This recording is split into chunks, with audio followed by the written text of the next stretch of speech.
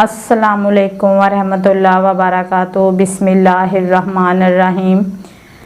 नाज़रीन, अक्सर बातों के बारे में हमें मालूमात नहीं होती तो फिर हमें परेशानी होती है। जैसे रोज़े की हालत में इंजेक्शन लगवाना समझा जाता है कि ये गुनाह है, हालांकि ऐसा नहीं है। कुछ हालात हैं जिसमें इंजेक्शन जो है वो मना है और कुछ वजूहात हैं जिनकी बिना पर हम इंजेक्शन लगाएं तो हमारा रोज़ा नहीं टूटता।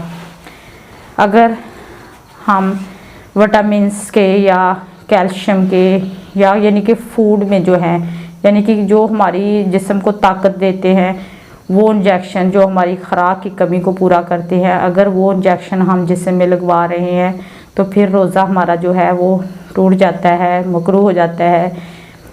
और अगर बीमारी की सूरत में, जैसे कोई ब्लड प्रेशर का मरीज़ है या शुगर का मरीज़ है, उसे इंसुलिन लगानी ज़रूरी है।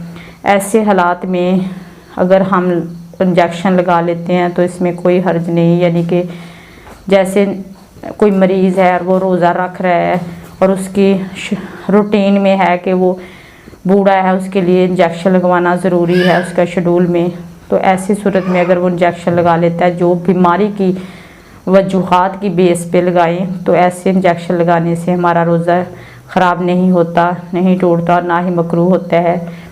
इस तरह की मालूमात जो है वो हमारे लिए रमज़ान में यानी कि बहुत अहम होती हैं। अल्लाह ताला हमें नेक अमाल करने की तौफीक